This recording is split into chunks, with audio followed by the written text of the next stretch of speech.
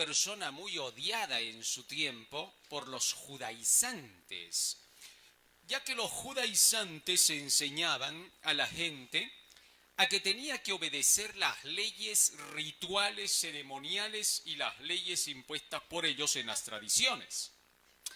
Recordemos esto para poder entrar ahora al capítulo 6. ¿Cuáles eran las obras de la ley que exigían los judaizantes? ¿Se acuerdan? En todo lo que hemos estudiado. ¿Cuáles eran las obras de la ley que exigían los judaizantes? ¿Se acuerdan?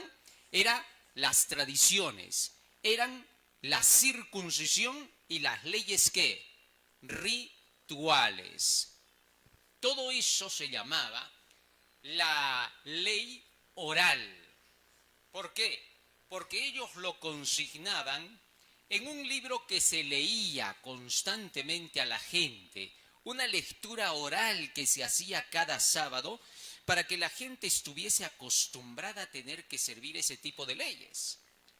Y uno de sus libros de lectura se llamaba el Talmud, ¿correcto? Otro de sus libros de lectura se llamaba la Mishnah y el otro se llamaba la Gemara o Gemara, ¿correcto?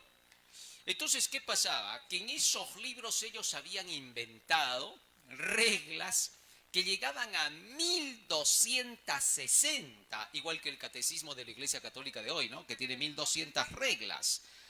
Entonces, el pueblo tenía que cumplir esas 1260 reglas y si no, era catalogado como pecador. Como obviamente Jesús no cumplía con esas tradiciones, ¿qué decían los fariseos que era Jesús? ¿Un qué? Un pecador, le decían, ¿no? Cuando curó al ciego de nacimiento, le dijeron al ciego de nacimiento los dirigentes judíos, ¿no? Tú da gloria a Dios, porque ese hombre es pecador, decían de Jesús, ¿no? Mientras que Jesús decía, yo guardo los mandamientos de mi Padre, pero nunca voy a seguir las tradiciones. San Marcos capítulo 7, versículos 6 al 9, miren cómo trataba Jesús a ese tipo de reglamentos que ellos habían inventado, ¿ya? Miren lo que dice acá. Y respondiendo él, Jesús obviamente, ¿no? Y respondiendo él les dijo, hipócritas, bien profetizó de vosotros Isaías como está escrito, este pueblo con los labios me honra, mas su corazón lejos está de mí. 7. Y en vano me honran, enseñando como doctrinas mandamientos de qué dice. Y es que los hombres habían hecho esas reglas, reglas que eran pesadas de poder cumplir. El sábado tenía 3 reglas que se tenían que cumplir en el Antiguo Testamento. ¿Se acuerdan cuáles eran las 3 reglas que se cumplían en el Antiguo Testamento para el sábado? 1, no comprar ni vender. 2, no cocinar. 3, guardar desde puesta a puesta del sol el día de reposo. Esas 3 reglas eran todo lo que tenías que cumplir. Pero los fariseos, los doctores de la ley, los intérpretes, aumentaron esto y llegaron a 39 reglas. O sea, tú te pasabas el sábado más en las reglas que en adorar a Dios. El sábado se convertía en una carga pesada de llevar. Ese se llamaba el sábado judío. Era el sábado judaizante. No hay que confundir con el sábado que Dios estableció. Ahora, entre las reglas para la Mishnah de esas 39 se puso que una persona no podía escupir en tierra en sábado. Porque si tú escupías en tierra, ellos decían, estás haciendo que la tierra fertilice, lo que significa que estás trabajando en sábado, estás haciendo agricultura. Eso era fanatismo, obviamente. O sea, porque tú escupas en tierra, ¿por eso ya estás haciendo agricultura? No, pues eso es imposible. Ahora, cuando Jesús sanó al ciego de nacimiento, dice que Jesús escupió en tierra y con ese barro que hizo con su saliva, le puso en los ojos al ciego y el ciego pudo ver. Y por eso le dijeron al ciego, da gloria a Dios, este hombre es pecador, porque escupió e hizo lodo en el día sábado. ¿Te diste cuenta? Ahora, eso no era una regla verdadera que Dios había dado. Eso habían impuesto ellos. Eso se llamaba tradición, mandamiento de hombre, legalismo. Cuando tú le añades al mandamiento de Dios y no lo guardas como está escrito en la palabra, entonces tú estás razonando el mandamiento. Te vas a la letra del mandamiento y tú buscas una explicación para cumplirlo. Eso se llama legalismo. Mas cuando tú crees en el pie de la letra de la ley y la obedeces de acuerdo con lo que enseña la palabra, el Evangelio, entonces tú estás siguiendo los mandamientos de Dios. ¿Comprendiste? En cada cosa que Jesús hacía enseñaba eso. Cuando al paralítico le dijo, levántate, toma tu lecho y anda, inmediatamente el paralítico se levantó. Pero yo te pregunto, ¿qué tal si hubiera pasado otro que no era Jesús y le decía, levántate, toma tu lecho y andas? ¿Si hubiera podido levantarse? No, porque el poder lo tenía ¿quién? Eso enseña que nosotros cuando seguimos lo que dice la palabra, transforma, santifica. Mas cuando nosotros queremos razonarlo por nosotros mismos, no transforma, no santifica. El legalista nunca obedece. En cambio, el que sigue la palabra se vuelve obediente a cada precepto de Dios. Así que el que no obedece los 10 mandamientos con la Biblia, con la palabra de Dios, nunca logrará hacerlo. Por más que intente lo que intente. Ya está. Ahora, teniendo eso como base, nos vamos a Gálatas capítulo 6. Y ahora empezamos con pura simbología. Quiero que entremos en esa parte para entender, ¿ya? Hermanos, comienza diciendo en el capítulo 6 el apóstol Pablo, después de que terminó el capítulo 5, donde nos hablaba acerca de que nosotros tenemos que apartarnos de la circuncisión y de las prácticas que tenían que ver con los rituales antiguos. Ahora nos dice que tenemos que tener cuidado cuando vemos que hay alguien que en la iglesia esté cometiendo algún error. Dice así, hermanos, si alguno fuere tomado en alguna falta, es decir, en algún pecado, si tú sabes de alguien que pecó, ¿qué hay que hacer? Vosotros que sois espirituales, restaurad al tal con el espíritu de mansedumbre. Ahora fíjate, los judaizantes cuando encontraban a alguien en pecado, ¿qué hacían? ¿Se acuerdan? Maestro, esta mujer ha sido cogida en el acto mismo del adulterio. La ley de Moisés dice que hay que apedrear a las tales. Tú pues, ¿qué dices? ¿Qué querían hacer con la mujer? La querían matar, la querían apedrear. ¿Ah? Ahora, tú cuando vas a la Biblia no te encuentras una sola ocasión en que se haya apedreado a los adúlteros. Y eso que la ley de Moisés decía, apedrearás a los adúlteros. Pero también la ley de Moisés decía, pero si se arrepienten y se purifican, entonces evitan morir. ¿Ah? Tenían que ir a pedir perdón. ¿Te acuerdas cuando David adulteró con Betsabé? ¿Qué hizo, dice Betsabé, inmediatamente después de su adulterio? Fue y se purificó. Si no hubiera hecho eso Betsabé, la apedreaban a ella y todos hubieran reclamado que apedreen también ¿a quién? A David. Pero se evitó eso porque ella fue y cumplió con lo que pedía la ley que tenía que hacer. Si ellos hubieran permanecido en el adulterio y no hubieran abandonado su pecado, ahora sí se apedreaba. Pero yo te pregunto, ¿en qué parte de la Biblia dice, y murieron 2 adúlteros apedreados? ¿Dónde hay eso? ¿Te das cuenta? Y hay algunos que quieren acusar y decir, la ley del Antiguo Testamento era tan rígida que te apedreaban a la primera que pecabas. Mentira, eso es un invento. Solo cuando habían rebeliones abiertas en contra de la ley, públicamente y a propósito contradiciendo a Dios, recién venía una sentencia rápida. ¿Se acuerdan de ese hombre que salió cargando su leña en sábado? A vista y paciencia de todos a la fuerza, así sin temor. Él estaba retando a Dios y estaba insultando al pueblo. Toda la gente se quedó mirando. El mismo Moisés se quedó mirando. Y entonces no sabían qué hacer con el hombre. Mire, tan rebelde era este hombre que lo dejó en jaque a Moisés. No supo cómo actuar en ese momento. Y fue corriendo y buscó a Dios en el santuario y le dijo: Señor, ¿qué vamos a hacer con este hombre que está haciendo esto en día sábado? Y la respuesta de Dios, ¿cuál fue? Muera irremisiblemente el hombre. Es decir, no hay remisión para él. ¿Por qué? Porque este no estaba cayendo en debilidad, no necesitaba dinero para ese día sábado, no. Simple y llanamente se puso en una situación de retar a la ley de Dios y de decir: a mí no me importa si cumplo o no cumplo acá. Ese insulto inmediatamente fue, ¿qué cosa? Castigado por Dios.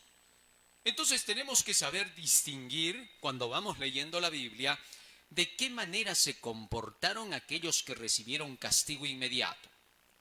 ¿Te acuerdas tú de ese israelita que se metió abierta y públicamente a una moabita para prostituirse con ella en su tienda? ¿Te acuerdas? ¿Ah? Y eso lo hizo cuando se estaba dando la orden de echar a todas las moabitas, porque todas estas habían sido enviadas por Balaán el profeta para hacer pecar a Israel y luego que Dios abandone a la nación y caiga en manos de sus enemigos. Y la orden de Dios fue rápida, debían morir los dos. Y entonces el hijo de Moisés, de Aarón, fue y a los dos los traspasó con una lanza, ¿no? Los mató allí mismo en su tienda en pleno acto de fornicación. Ahora, ¿por qué tan rápido fue la sentencia en esa ocasión? Porque estos a la fuerza lo hicieron para poder molestar a todo el pueblo, como a decir: acá no manda Moisés, acá hacemos lo que queremos. Ese fue un acto de rebelión abierta. Todos aquellos actos que eran de debilidad, de tentación, caían, eso era perdonado. Las leyes contemplaban que lleves tu sacrificio, que derrames la sangre del sacrificio para el perdón de tus pecados. Así que entonces no confundamos las cosas. Por eso el apóstol Pablo, sabiendo que los judaizantes eran así, escribió, volvemos a Gálatas capítulo 6, verso 1, escribió este texto: Hermanos, si alguno fuere tomado en alguna falta, vosotros que sois espirituales, restaurad al tal con el espíritu de mansedumbre. ¿Cuál es el espíritu de mansedumbre? San Mateo capítulo 11, versículo 29. Fíjate lo que dice allí. Llevad mi yugo sobre vosotros y aprended de mí. ¿Dónde aprendemos de Cristo? En su palabra. Aprended de mí, que soy manso y humilde de corazón, y hallaréis descanso para vuestras almas. ¿Cuál es el espíritu de mansedumbre? La palabra, el escrito. ¿Sabes qué? Cuando tú entras a la iglesia, hermano, tienes que entender una cosa: no te bautices si primero no sabes que tienes deberes y que tienes derechos también. Sí, porque hay iglesias donde te hablan de los deberes, ¿no? Hermanos, ustedes tienen que traer el diezmo, tienen que traer las ofrendas, tienen que predicar, toda su vida la tienen que entregar para esta obra, para Cristo. Muy bien dicho, son los deberes. Pero, ¿tus derechos? ¿Cuáles son tus derechos? ¿Alguna vez un pastor te ha predicado tus derechos en la iglesia? Ni se acuerdan de los derechos, ¿no? Y por eso ves tantas iglesias donde el abuso reina y donde la gente termina diciendo: pastores ladrones que se llevan el dinero, los diezmos y las ofrendas, y todo el dinero que entra y se hacen ricos, multimillonarios, y hasta bancos incluso se abren. ¿Sí o no? ¿Se acuerdan de Santana? Llegó a abrir su banco para los diezmos, ¿no? Eso pasa porque a la gente no se le habla de sus derechos en la iglesia. Hay que también predicar sobre los derechos para que la gente sepa cuándo está siendo tratada como corresponde. Imagínate que entres a una iglesia y que por querer defender lo justo de la palabra de Dios, por querer presentar el evangelio como es, te terminan disciplinando y echando de la iglesia, te botan y luego te dicen que tú estás fuera de la organización. ¿Ah? Te pueden votar así de fácil después de que tú te has bautizado en esa iglesia, que tu persona ha sido una garantía en esa iglesia. Mira, ve, el hecho de que tú entres a una iglesia, tú eres propaganda. Porque gracias a que tú entras a la iglesia, hay otras personas que te preguntan, ¿de qué iglesia eres? A ver, vamos, yo también quiero conocer. O sea, tú eres una propaganda para que la iglesia tenga más adeptos. Y si tiene más adeptos, también va a tener, ¿qué? Más ingresos. ¿Ah? Y que de la noche a la mañana te saquen a patadas de una iglesia y te voten, violando todos tus derechos y simplemente te dicen, es que eres un pecador impío. ¿Y ellos qué son? ¿Ah? ¿Te das cuenta? Eso pasa por no conocer tus derechos. Cuando conoces tu derecho, enfrentas. Cuando no conoces tu derecho, el pastor es tu ídolo. ¡Ay de ti que le digas algo fuerte a tu pastor! Rápido se levantan los fanáticos y te dicen, mira cómo trata el pastor al ungido de Dios. Es verdad que respetamos al pastor, respetamos al mensajero porque es enviado de Dios. Porque si tú no lo respetas, estás maldito por Dios, dice el texto, ¿no? No puedes maldecir al príncipe de tu pueblo. Pero si el príncipe de tu pueblo es un desvergonzado que no te predica la verdad y que todavía encima te quiere botar de la iglesia cuando tú la predicas, ¿qué cosa hay que hacer con él? ¿Qué dice el escrito? ¿Hay reglas para eso o no? ¿Te das cuenta? Es que las reglas protegen. Las leyes protegen al que emplea y al empleador, ¿correcto? Al que es empleado y al empleador. ¿Ah? Los protege a los dos. Tú te quejas por las reglas. Cuando hay un contrato, se respeta el contrato. Igual es en la iglesia. Cuando tú entras a la iglesia y las cosas se cumplen como están escritas, todos somos felices.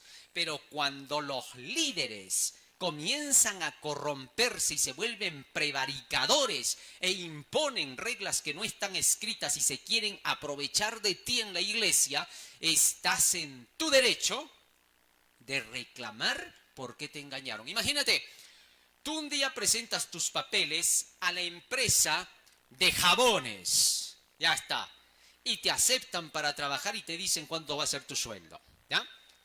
Y cuando vas a trabajar el primer día, de pronto entras a la empresa y no ves jabones, ves armas, pistolas, ametralladoras por todo lado. Y vuelves a mirar hacia afuera y ahí dice empresas de jabones. Y vuelves a entrar y todo es armas. Y te dicen, ah, sí, está bien la fachada nada más, pero acá vas a vender armas.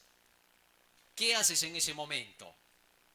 Rápido sales de ahí, rompes ese contrato, te olvidas del asunto porque te han llevado para ser un guerrillero. ¿Te engañaron o no? Así es la iglesia.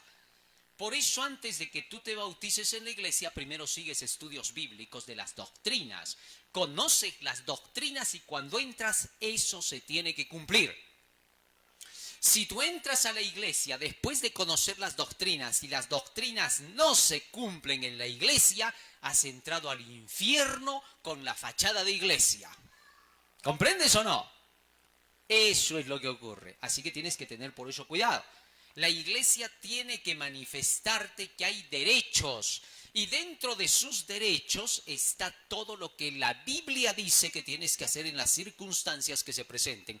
En este caso, si viste a un hermano que esté en pecado, lo sorprendiste en pecado, ¿qué tienes que hacer? Dice, restaurarle con espíritu de humildad. San Mateo capítulo 18, versículo 15 al 18. Fíjate cómo es eso. Sí, porque si no, la iglesia se convertiría en una olla de grillos. ¿Ah? Imagínense que alguien ve en pecado a otro y va y le cuenta al otro, y le cuenta al otro, y le cuenta al otro, y al otro, y al otro, y al otro.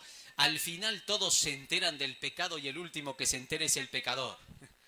Y entonces toda la gente ya te empieza a mirar raro porque hablaron mal de ti.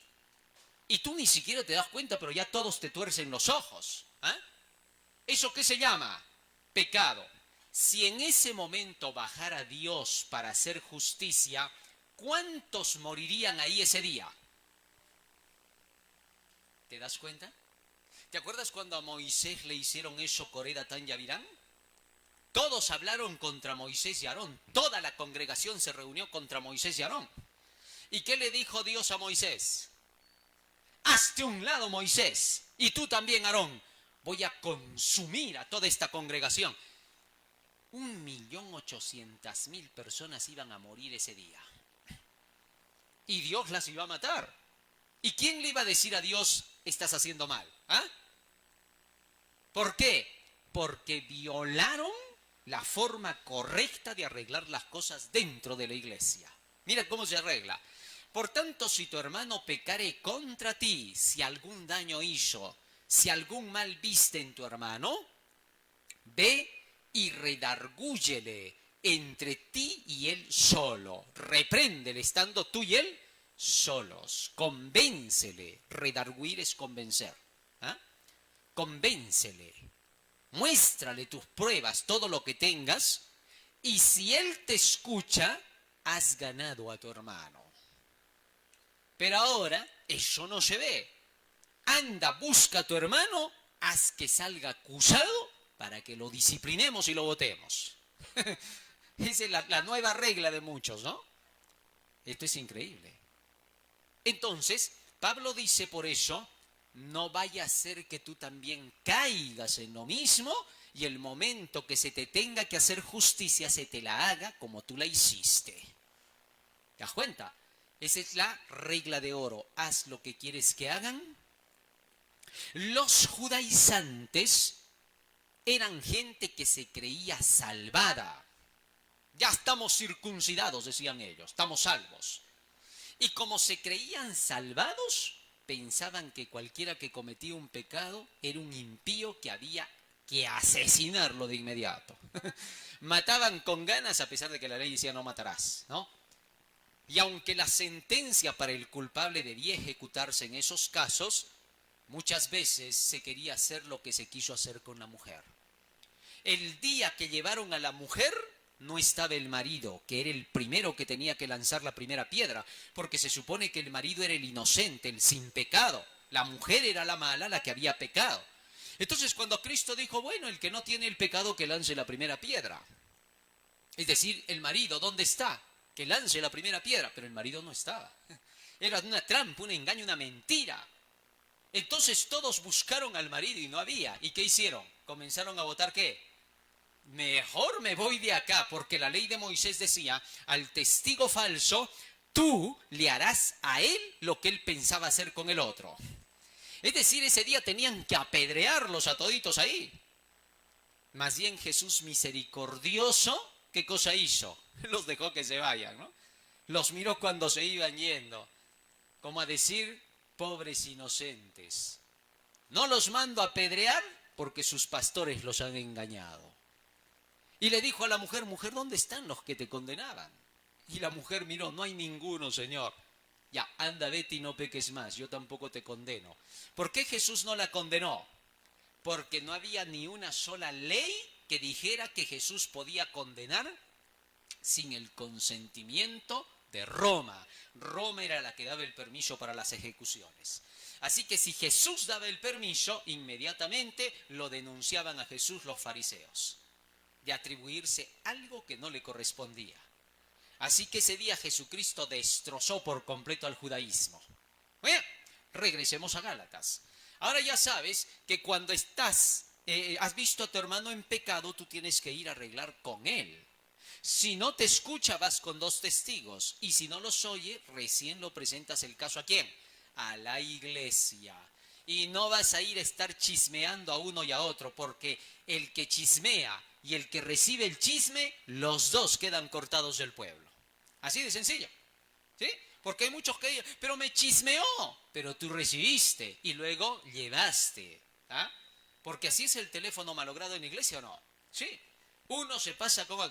La iglesia no es para que vengas a mirar los pecados del otro. Sí, ya sabemos que todos son pecadores. A ver, si yo les digo así, que levante la mano el que no es pecador aquí en esta mañana.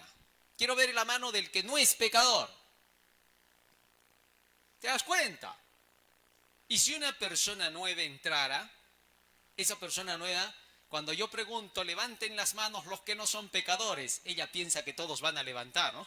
Y se queda mirando a todos. ¿Dónde me he metido? Dicen. Pero ¿en qué iglesia en el mundo alguien va a decir, yo no peco, yo soy santo, inmaculado? ¿Quién se va a atrever a decir eso? Nadie. El único que se atrevió a decir, ¿quién me redarguye de pecado? Fue Jesucristo. Después no hay ser humano que pueda hacerlo. Todos venimos a la iglesia a purificarnos, a limpiarnos y a aprender cómo dejar de pecar para ser gente santa para Dios. Pero ese aprendizaje es personal, como en el colegio. Si tú no aprendes por ti mismo, en el examen se nota, saca 0. Entonces tú tienes que aprender por ti mismo. Y en lugar de estar mirando los pecados ajenos, deberías de estar yendo a predicar para ganar más gente. ¿Sabes cuándo te vuelves criticón, mirador de pecados en la iglesia? Cuando no predicas, cuando no salvas almas. Entonces te vuelves agua estancada y apestosa. ¿Te das cuenta? Entonces el cristiano, para evitar el chisme en la iglesia, tiene que ir a predicar y a salvar almas. Tan preocupado está por salvar almas y por salvar su alma que se olvida de los pecados de los demás. Ahora, cuando tú has entrado a la iglesia, tú vives solo para seguir las enseñanzas de la palabra. Estás en la escuela de Cristo. Entonces, no tienes por qué mirar los pecados de los demás porque todos los demás están haciendo lo mismo que tú. Pero si tú te pones a mirar el pecado del otro, eres un plagiario. Cuando estás en la clase y miras el examen del otro, ¿qué eres? Plagiario. Entonces no plagies dentro de la iglesia, por favor. No mires. Ya sabemos que todos estamos mal acá y necesitamos crecer hasta la pureza. Un día una persona me decía, yo voy a ir a la iglesia cuando vea que cumplen todos ahí, si no, no voy a ir. Bueno, te voy contando una cosa, que si tú vas a una iglesia donde todos cumplen, tampoco te van a dejar entrar. ¿Por qué? Porque te van a decir a ti, ¿tú cumples? No, bueno, yo recién estoy viniendo para poder aprender. Ya, te vas para el otro lado, ¿ya? Acá solo recibimos a cumplidores. Así que aunque encuentres esa iglesia en la tierra de santos y puros, no te van a dejar entrar porque tú no eres santo ni puro. Así que te conviene estar en una iglesia como la que Cristo dejó, donde había un Pedro, un Judas y un Juan, y donde puedas purificarte y santificarte con las enseñanzas. Eso es más hermoso. Esa es la iglesia de Cristo, una escuela. A través del tiempo, los religiosos han echado a perder el plan de Cristo y han hecho pensar que las iglesias son comunidades de ollas de grillos donde todos se miran el pecado y donde los que pecan se van a la Inquisición. Esa es una iglesia apóstata, falsa y diabólica. Eso no dejó Cristo. Cristo enseñó otra cosa, una escuela de aprendizaje. Así que cuidado. Las disciplinas en la iglesia y las desfraternizaciones solo son por rebeliones. Imagínate que alguien venga y comience a romper las lunas acá, a tirar las bancas y empiece a decir, no me van a sacar de esta iglesia. ¿Qué es lo primero que hacemos? Lo sacamos entre todos. Es obvio. ¿Por qué? Está destrozando, pues. En cambio, si es un pecador con debilidades que viene como el publicano, sé propicio a mi pecador, hermano, todavía sigo cayendo, ayúdenme, oren por mí. Eso es distinto, porque para eso es la iglesia. ¿Correcto? Muy bien. Seguimos leyendo, versículo 2. 1, terminamos leyendo eso, ¿no? De mansedumbre, considerándote a ti mismo porque tú no seas también tentado. Es decir, te puede pasar lo mismo. Verso 2. Sobrellevad los unos las cargas de los otros. ¿Cómo sobrellevamos las cargas de los demás? ¿Ah? ¿Cómo sobrellevamos? Aprendiendo a soportarnos los unos a los otros. Ya sabemos que en la iglesia hay muchos hermanos que todavía tienen debilidades. Hay hermanos que a veces se acercan y dicen, hermano, no sé qué me ha pasado, he vuelto otra vez al vicio. Ayúdenme, oren por mí. Entonces no le vamos a decir, ¿hasta cuándo, hermano, eres hipócrita, impío, pecador? Estás malogrando a la iglesia, que eres un mal ejemplo para la iglesia. ¿Cómo? Inmediatamente le empezamos a dar textos que lo ayuden y lo fortalezcan. Y luego oramos con él, ¿correcto? Porque estamos entendiéndolo. El entender a la otra persona es porque tú también eres humano. porque tú también tienes luchas. Puede ser que tú estés en un estado mejor que él, ya has vencido muchos pecados, y hasta puede ser que no eres de los que caen fácilmente en la tentación. Sí, hay quienes van camino a la perfección muy bien hecho, porque están creciendo, ya conocen harto.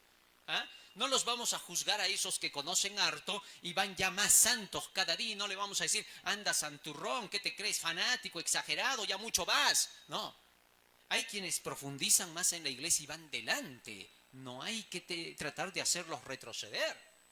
A veces se ven a hermanos que le dicen, sí, pero exageras mucho, ya muy cumplidor eres.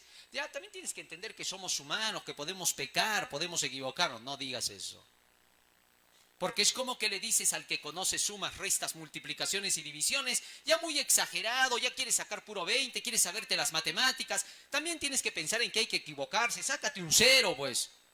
Tú nunca le vas a decir eso a una persona, porque te van a decir que estás mal de la cabeza. Igual es en la iglesia, no vas a incitar a que retroceda el que va en santidad. Déjalo que avance. Si se hace más santo cada día y un día desaparece como Enoch o como Elías, gloria al Señor. Dios se lo llevó ¿para qué? Vida eterna. Así que tenemos que tener cuidado en eso. Pero mientras vamos en el camino, hay que sobrellevar las cargas los unos de los otros. Hay que encubrirnos los unos a los otros para poder llevarnos al arrepentimiento.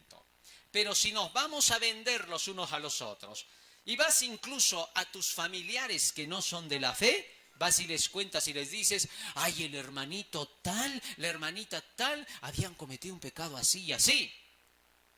Te vas a desnudar frente a ellos. ¿Tú irías a tu empresa a desnudarte frente a todos los que están ahí? ¿Harías eso? Pero hay muchos que se desnudan, cuentan todo lo que han visto de errores en su iglesia. Y después de contar todos los errores de lo que han visto en su iglesia, quieren que los familiares todavía se conviertan a la fe. Y el día que se quieren, oye, ya es tiempo de que cambies, la ley dominical ya viene. Y el otro te dice, sí, pero ¿sabes qué? Ya en tu iglesia pues son hipócritas todos. ¿Cómo va a ser así? Tú le dices, pero si tú mismo me has contado. Me has dicho que el fulano, que la fulana, que el sutano, que el mengano y que el perengano. Entonces, ¿cómo me vienes a decir que vaya a tu iglesia sabiendo tú cómo son ahí? ¿Qué cosa me quieres llevar? ¿A que me maten allá adentro? ¿Quién es el culpable? Cuando Cristo venga, así tú hayas quedado en la iglesia hasta el final, Cristo te dice, ¿sabes qué? Tú no entras. ¿Por qué? Tú hiciste perder a los demás. Porque en lugar de llevar vida eterna, les llevaste tus chismes a la casa. O sea, ¿cómo vas a hacer eso? Pablo dice, nosotros tenemos cuidado. Así como en nuestro cuerpo le ponemos doble ropa, la parte más vergonzosa, así también cubrimos a los que están más débiles en la iglesia para que puedan ser santificados. ¿Está claro? Así es como funciona el pueblo del Señor. Imagínense si todos nos denunciamos. ¿En qué vamos a ir a parar? Vamos a terminar incluso denunciándonos con las autoridades civiles. Y entonces van a decir, ven, el mundo con Satanás y sus autoridades está mejor que la iglesia con Jesús y sus autoridades. Y echamos a perder a la iglesia. La malogramos toda. ¿Ah? ¿Y para qué vas a ir al cielo si vas a ir a malograrlo igual allá? Así que por eso no vas. Muy bien. Sigue diciendo, sobrellevad los unos las cargas de los otros, cumplid así la ley de Cristo. Aquí Pablo hace mención de la ley de Cristo. ¿A qué se le llama la ley de Cristo? Vamos a ver. San Juan capítulo 15, versículo 10. Miren lo que dice Cristo.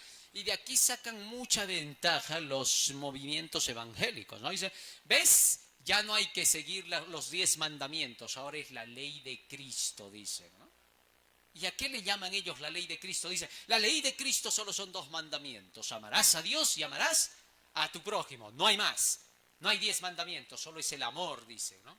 Pero hablan lo que no entienden. Eso pasa cuando tomamos la Biblia a la volada. Mira lo que dice acá. Si guardaréis mis mandamientos, estaréis en mi amor. Como yo también he guardado los mandamientos de mi Padre y estoy en su... Ahora, quiero que notes claramente lo que Cristo está diciendo. ¿Ah? Mira, el que Jesús haya guardado los mandamientos de su Padre, ¿en qué lo hacía vivir?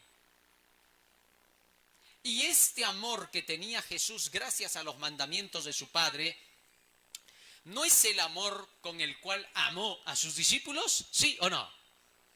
Ya. Entonces el amor que Cristo daba a sus discípulos, ¿de dónde partía? Así es, de la ley de Dios. Jesús no tenía dos amores. No hay dos amores, solo hay un amor. Dios es amor y punto. ¿Ah? Pero si decimos que Jesucristo tenía otros mandamientos aparte de los del Padre y que vino a dar nuevos mandamientos distintos de los del Padre, entonces ya habían dos amores. Había el amor de Jesús y había el amor del Padre. Y nos darían a entender que Jesús amaba mejor que el Padre.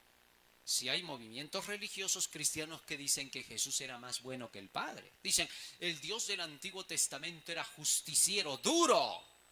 Su ley era rígida. En cambio, el del Nuevo Testamento es puro amor. Pero acá Jesús no está diciendo eso. Y es más, el texto muy conocido de Juan 3:16 que dice, porque de tal manera amó Jesús al mundo. ¿Así dice? No. Dice, Dios al mundo que envió a su Hijo, para que todo aquel que en Él cree no se pierda, mas tenga vida eterna. O sea, fue el amor del Padre el que hizo que se enviara a su Hijo a la tierra. ¿Te estás dando cuenta? ¿Eso qué quiere decir? Que Jesús estaba enseñando que el amor del Padre era lo que a Jesús lo hacía tan lleno de amor. Jesús no tenía amor propio. Estando Jesús en la tierra, era canalizado el amor de Dios a través de Jesucristo, porque ni Jesús, siendo el Hijo de Dios, se atrevió a dar amor de sí mismo. San Juan capítulo 5, versículo 19, fíjate lo que dice allí. Por eso hay que estudiar bien la Biblia, no hay que leer a la volada las cosas. Respondió entonces Jesús y les dijo, de cierto os digo, no puede el Hijo hacer nada de sí mismo, sino lo que viene a hacer al Padre, porque todo lo que Él hace, eso hace también juntamente el Hijo. ¿Te das cuenta? El Hijo no hizo nada en la tierra sin el consentimiento de lo que su Padre mandaba. Y cuando Jesús obedecía los mandamientos de su Padre, se veía amor en su vida. Fíjate el cristiano, tú ves a un cristiano que sale con su Biblia y de pronto lo ves llegando al hospital, llevando por ahí algunos regalitos para los que están enfermos. Y de pronto lo ves salir de ahí y al otro día lo ves ir a la cárcel con su Biblia yendo a predicar. Y de pronto lo ves salir de ahí llevando su bolsita ahí para regalar un poco de ropita al desnudo. Y tú dices, qué buen hombre es este es un cristiano. Lo que no sabes es qué lo motiva. ¿Y qué cosa es lo que lo motiva? Guardar los mandamientos ¿de quién? De Dios. El cristiano obedece los mandamientos para salvarse. Y al obedecer los mandamientos de Dios para salvarse, ya es un ejemplo para los demás. El ejemplo tú no lo puedes dar. Hay muchos que dicen al cristiano, tienes que ser un buen ejemplo, tienes que ser así. Pero tú vas a dar buen ejemplo. A ver, mírate cómo eres. Tú no puedes dar buen ejemplo, eso es imposible. Eres un pecador, entiende eso. Y entonces, ¿por qué la Biblia dice que debemos de ser buenos ejemplos, luz para el mundo, sal para la tierra? Lo que la Biblia te está enseñando es que tú te llenes de la palabra, que obedezcas la palabra y cuando lo haces ya eres luz para los demás.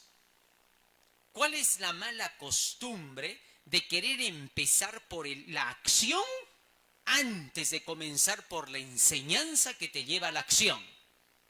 ¿Sí?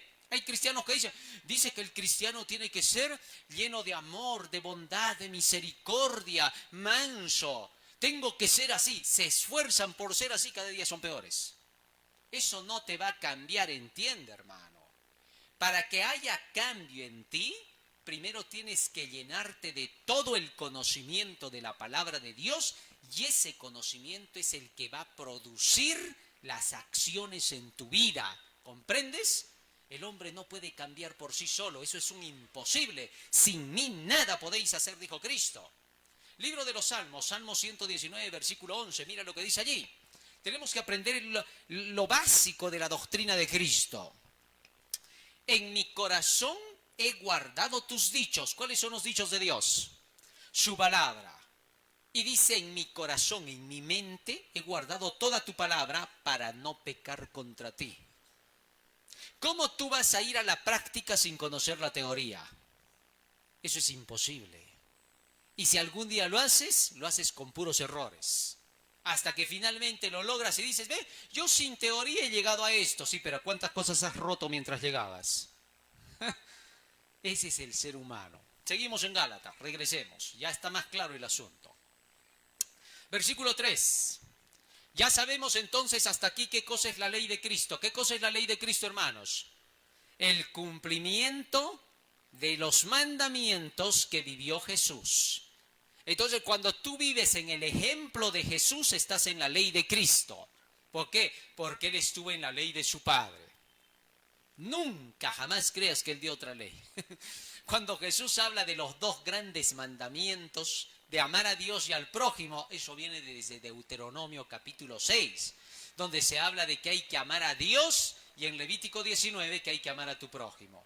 Así que no eran dos nuevos mandamientos, porque antes de que Jesús dijera esos dos nuevos mandamientos en San Mateo 22:37, ya en Lucas capítulo 10, antes de que Cristo dijera que eran los dos grandes mandamientos, ya había un intérprete de la ley que había dicho que amar a Dios y amar al prójimo eran dos grandes mandamientos. O sea, estaríamos diciendo que Jesús conoció recién después del intérprete de la ley, y que el intérprete de la ley fue el que le enseñó a Jesús cómo se ama.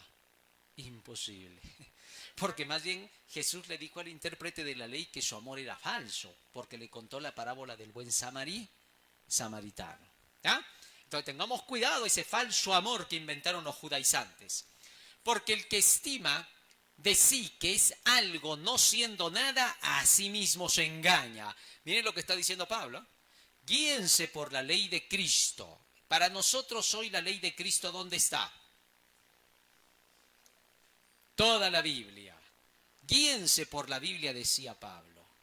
Porque los que no se guían por la Biblia está pensando de sí mismo que es algo que conoce, cuando en realidad no conoce nada, se engaña a sí mismo. ¿Cuántas personas hay que dicen, yo no necesito leer la Biblia para hacer el bien? Humanistas, ¿no? Y sin embargo todo el tiempo están haciendo lo malo. ¿Por qué? Porque no se guían por la verdad.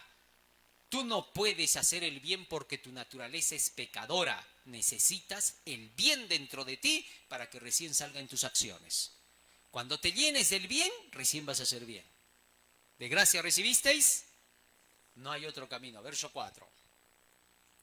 Así que cada uno examine su obra, y entonces tendrá gloria solo respecto de sí mismo y no en otro. ¿Por qué Pablo estaba escribiendo esto en Gálatas? Porque los judaizantes hacían lo contrario. ¿Ah? Seguimos leyendo, verso 5. Porque cada cual llevará su carga, cada quien va a dar cuentas a Dios de sí mismo. Yo nunca voy a dar cuentas porque el otro peca. Ya no quiero ir a la iglesia porque el otro hermano peca. Hasta el predicador peca y el otro peca. Por eso no voy a ir a la iglesia, dice, ¿no?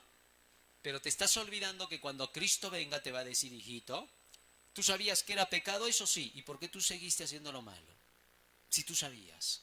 Si tú querías corregir al otro es porque tú sabías más.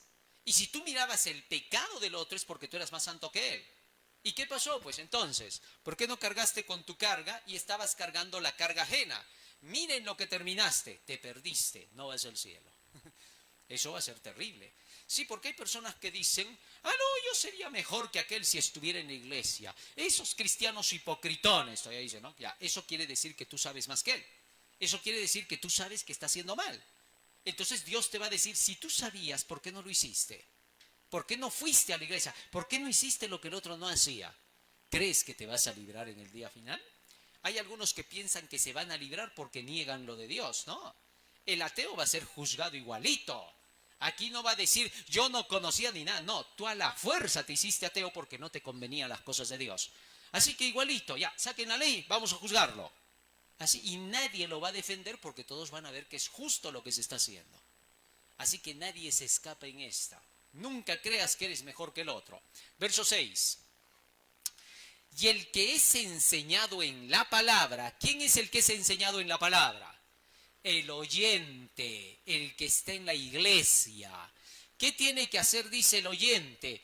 Comuniquen todos los bienes al que lo instruye. ¿Por qué estaba escribiendo Pablo esto? ¿Por qué estaba saltando de un punto a otro?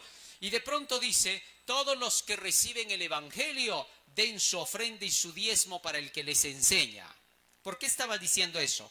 Porque los judaizantes de la época de Cristo enseñaban que no había que darle pago a los que estaban llevando el evangelio cristiano.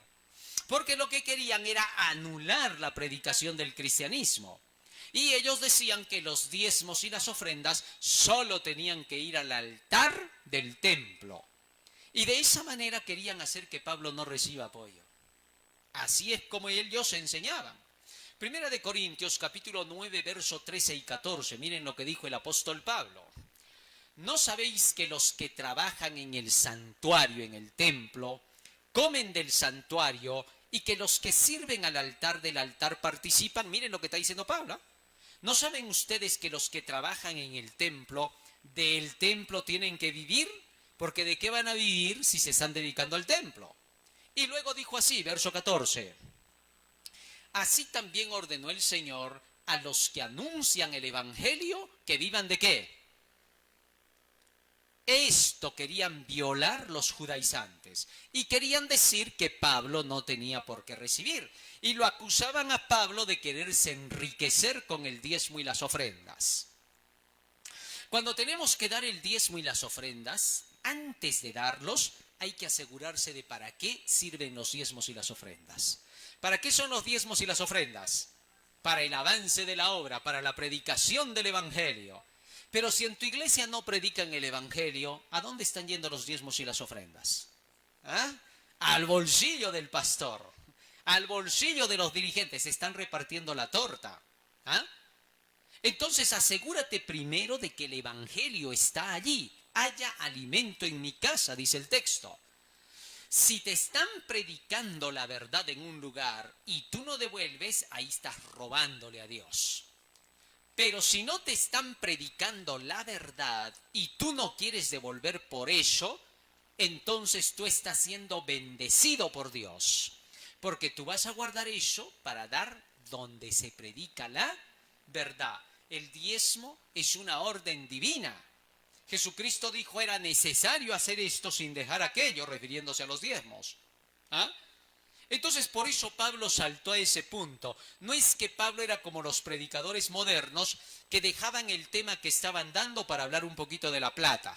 ¿No? ¿Sí se han dado cuenta? Los predicadores modernos, ¿no? Te están hablando de un tema, el hijo pródigo, hermanos, así que no te vas a olvidar del diezmo, ya sabes. Malditos los que no dan el diezmo con maldición. Se saltan, ¿no? Y no pueden, siguen hablando y otra vez, ¿no? Da vueltas en la cabeza, ¿qué cosa? Las monedas, ¿no? Ahí están sonando como los fariseos, ¿no? Eso pasa, ¿por qué? Porque simple y llanamente no conocen el evangelio. No hay nada para darle a la gente y se tienen que centrar solamente en pedir plata. Y por eso la gente critica a las iglesias. Y tienen razón en muchas veces porque se han vuelto mercachifles del evangelio, ¿no? Comienzan a utilizar al evangelio para hacer sus negocios. ¿Cuándo sabes que alguien no está utilizando el evangelio?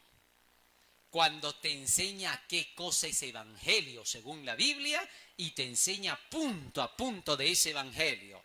Entonces te das cuenta de quién te enseña de verdad. Pero si solamente todo el tiempo te vienen a decir, tienes que amar, hay que amar al prójimo, trata bien a tu esposa, trata bien a tus hijos, hijos obedezcan a sus papás, todo el tiempo llegas a escuchar eso, entonces están utilizando al evangelio para sus fines económicos. Así que ten cuidado. Evangelio significa contar la historia de la guerra entre Cristo y Satanás. Eso es contar el evangelio. Y hablar cómo Cristo vino a rescatar al hombre de las garras del demonio, sacándolo del pecado. ¿Ah? Entiéndase bien, la gran controversia es lo que es el evangelio. Vamos avanzando, regresemos a Gálatas. Por eso es que Pablo habló acerca de este punto, ¿no? Vamos viendo, 5, Gálatas capítulo 6, verso 5. Porque cada cual llevará su carga, verso 6. Y el que es enseñado en la palabra comunique en todos los bienes al que lo instruye. 7. No os engañéis, Dios no puede ser burlado, que todo lo que el hombre sembrare, eso también segará. Miren ahora cómo sella esto el apóstol Pablo. Él declara que para que nosotros podamos hacer la voluntad de Dios, tenemos que aprender de la siembra y la cosecha. Y luego explica esto, versículo 8. Porque el que siembra para su carne, de la carne segará corrupción, mas el que siembra para el espíritu, del espíritu segará vida eterna. Hay una siembra y cosecha. Las acciones que siembres las vas a recoger. La ley de la causa y el efecto es lo que tienes que conocer. Si yo lanzo una piedra contra un vidrio, ¿qué va a pasar? Eso es causa y efecto, ¿correcto? Así también Dios dice, ¿quieres hacer lo correcto? Ya, asegúrate de que estás obedeciendo lo correcto. Si obedeces los mandamientos de Dios, el resultado tiene que ser amor, no otra cosa. El amor no es un sentimiento, el amor es el resultado de hacer las cosas bien, ¿correcto? Cuando tú quieres hacerle bien a la otra persona, quieres su bienestar, quieres lo mejor, entonces aprendes las reglas que tienes que utilizar para que a esa persona le vaya bien.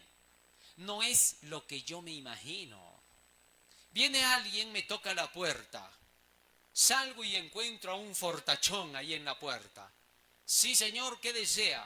Una limosnita, por favor. Y lo miro de arriba abajo. Oiga, señor, ¿usted tiene alguna enfermedad, algo? No, yo soy sano.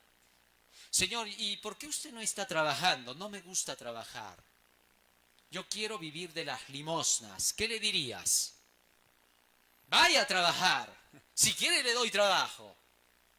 Pero si tú en ese momento dices, pero la Biblia dice que hay que acordarse del necesitado, del pobre, y agarras y sacas, y le das, y al otro día vuelve a tocar la puerta, y al otro día vuelve a tocar, se acostumbra a venir, y tú todos los días le das porque tú dices, la Biblia dice que hay que amar al prójimo.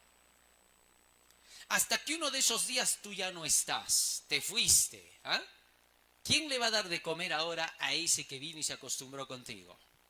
Lo acostumbraste al mal, se volvió ocioso, no sabe trabajar y se va a morir cuando tú no estés. Así que ¿hiciste un bien o hiciste un mal?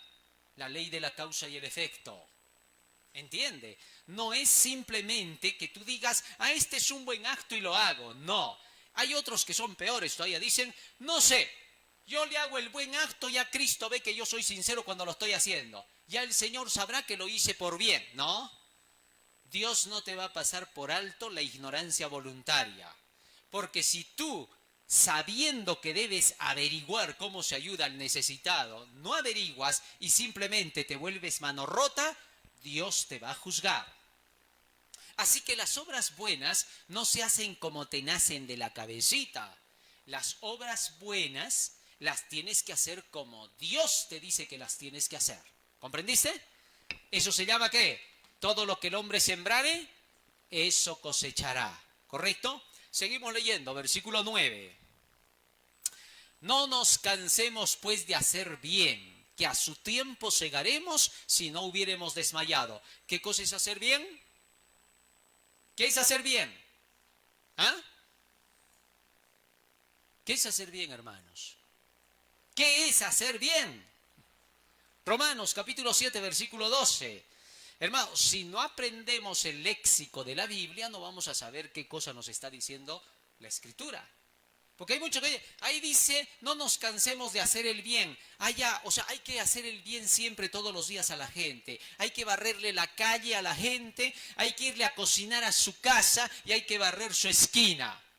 Oiga, yo he visto a pastores, incluso dentro de nuestra iglesia, que a los hermanos les enseñan y le dicen, hermanos, para que quedemos bien ante la sociedad, saquen mañana todos sus escobas. Aquí vamos a hacer proyecto Caleb. Todos nos vamos a barrer las calles y se van de sirvientes de los demás. ¿Dónde ha dicho Jesús que hagas eso? ¿Alguna vez lo has visto a Jesús barriendo las calles para quedar bien con Pilatos? ¿Dónde has visto eso? Jesús no hacía locuras ni barbaridades, era inteligente, no tenía la cabeza en los pies. Así que aprender a hacer el bien es otra cosa. Romanos capítulo 7, verso 12. Miren lo que dice ahí. De manera que la ley a la verdad es santa y el mandamiento santo, justo y ¿qué? Cuando haces el bien. Así no te canses de hacer el bien significa no te canses de obedecer los mandamientos. Vive haciendo eso y el resultado será positivo. Y vamos a lo último ahora, regresamos a Gálatas. Versículo 10. Así que entre tanto que tenemos tiempo, hagamos bien a todos y mayormente a los domésticos de la fe. ¿Dónde tenemos que empezar a hacer el bien? ¿Dentro de la iglesia o fuera de la iglesia? Dentro de la iglesia. Si hay pobres, hay que empezar por los pobres de la iglesia. Si hay necesitados, por los de la iglesia. Si hay enfermos, por los de la iglesia. Y después por los de afuera. Porque muchas veces los de afuera están en pobreza o enfermedad por su terquedad. No les gusta trabajar, se gastan el dinero en licor. Yo recuerdo cuando había un vecino que salía con sus 2 cajas de cerveza, ¿no? Cargando. Y un día le pasamos un volante, ¿no? Y le decimos, vecino, un volantito para que conozcas el evangelio. ¿Qué evangelio? Dios, ¿dónde está? No me dan nada. No tengo a veces ni qué comer. ¿Y qué haces con unas cajas de cerveza entonces? Esta gente es tremenda, ¿no? Se queja de que Dios no la bendice, pero todos los domingos está tomando cerveza. Ahí está pues la platita, se está yendo. La estás yendo a botar. ¿Ah? Así que tenemos que tener cuidado, ¿ya? Entonces comenzamos por los que son de la iglesia, porque ahí están los que buscan ser piadosos, los que por lo menos se esfuerzan por hacer lo correcto. Entonces a ellos les comenzamos a hacer el bien. Y luego averiguamos bien de los de afuera. Tú no le vas a ir a regalar porque de pronto te diga somos pobres acá. No, no, no. Hay que averiguar a quién le estás dando. Cuando sepas a quién le estás dando, le haces un bien para que traiga bendición y no maldición. ¿Ah? Verso 11. Sí, porque si no, imagínate, había un hermano que se andaba prestando dinero de todos los hermanos en la iglesia. Préstame, préstame, y nunca pagaba. Y luego hacía quedar mal a la iglesia. Tenemos que tener cuidado. Había por ahí, incluso, yo tenía un pariente que pues era un astuto y vivo, ¿no? Iba y contaba cosas terribles sobre mi persona y sobre mi familia, ¿no? Y decían, ay, se ha agarrado las cosas del abuelo, cuando murió el abuelo se ha agarrado su herencia, y ahora con haberse agarrado toda esa plata, ahora se viven bien. Y a nosotros nos han dejado sin nada. Entonces los que le escuchaban a este hombre, que era pariente mío, decían, pobrecito, decían. Sí, pues, él decía, yo como cristiano me aguanto todo eso que me hace este hermano que dice que predica. Un favor, ¿me pueden prestar 2,000 solcitos? Ay, sí, te vamos a, pobrecito, tú cómo te hacen tanto daño esos hipócritas cristianos. Y agarraba y le sacaba al otro. Y el tontito le prestaba. Y así se prestaba de toda la iglesia y hasta de los de la calle y del trabajo. Por eso cuando alguien te diga que es cristiano y anda estirando la mano por todo lado, no le creas. ¿Por qué? Porque se supone que el cristiano primero busca ayuda. ¿Dónde? Acá. Y entonces la iglesia va a testificar por él. ¿Te das cuenta? Así que tengamos cuidado para que no les hagan la trampa. Hay cristianos, pues, entre comillas, que le deben a cada santo un milagro y nunca pagan. Y luego, por eso insultan al pueblo de Dios. Tengamos cuidado. Versículo 11. Mirad con cuán grandes letras os he escrito de mi mano. ¿Por qué decía eso Pablo? Pues estaba medio cieguito. ¿Se acuerdan cuando la luz cayó en camino a Damasco, no? Por eso lo decía. Versículo 12. Todos los que quieren agradar en la carne, estos os constriñen a que os circuncidéis, solamente por no padecer persecución por la cruz de Cristo. ¿De quién estaba hablando todo lo que hemos leído Pablo? ¿De los judíos? De los de la circuncisión, porque así eran esos de la circuncisión. Y cierra su libro diciendo así, verso 13. Porque ni aun los mismos que se circuncidan guardan la ley. ¿Guardaban la ley los que se circuncidaban? Sin embargo, los evangélicos dicen, si quieres guardar la ley tienes que circuncidarte. La circuncisión no tiene nada que ver con la ley, te voy contando, hermano. Sino que quieren que vosotros seáis circuncidados para gloriarse en vuestra carne. Querían ser almas que ellos se ganaran de ustedes. ¿Para qué? Para que luego digan, ven, acá predicamos mejor que ahí. Solo por eso lo hacían. Verso 14, más lejos esté de mí gloriarme, sino en la cruz de nuestro Señor Jesucristo, por el cual el mundo me es crucificado a mí y yo al mundo. Pablo solo se gloriaba en los escritos de la palabra. 15, porque en Cristo Jesús ni la circuncisión vale nada ni la incircuncisión, sino la nueva criatura. Es decir, el nuevo nacimiento es lo único que Dios te va a aceptar. Renunciar a tu vida pasada y comenzar una vida nueva de obediencia a los mandamientos de Dios. Versículo 16. Todos los que anduvieren conforme a esta regla, paz sobre ellos y misericordia y sobre el Israel de Dios. 17. De aquí en adelante nadie me sea molesto, decía Pablo, porque yo traigo en mi cuerpo las marcas del Señor Jesús. Es decir, yo llevo en mi vida solo lo que está escrito en la palabra. No me ocupo de otra cosa, mi vida representa a Cristo. Hermanos, la gracia de nuestro Señor Jesucristo sea con vuestro espíritu. Amén. Enviada de Roma a los Gálatas. Muy bien. Hoy hemos terminado de estudiar todo el libro de Gálatas. Y hemos llegado a la conclusión de que el apóstol Pablo nunca estuvo contra la ley. Siempre obedeció la ley, defendió la ley y su vida estaba basada en la ley. Cuidado con esos que andan diciendo que Pablo no creía en la ley. Eso no es verdad. ¿Bien? Vamos a pedir en oración al Señor que Él nos ayude para que lo que hemos aprendido en el día de hoy se quede grabado en nuestra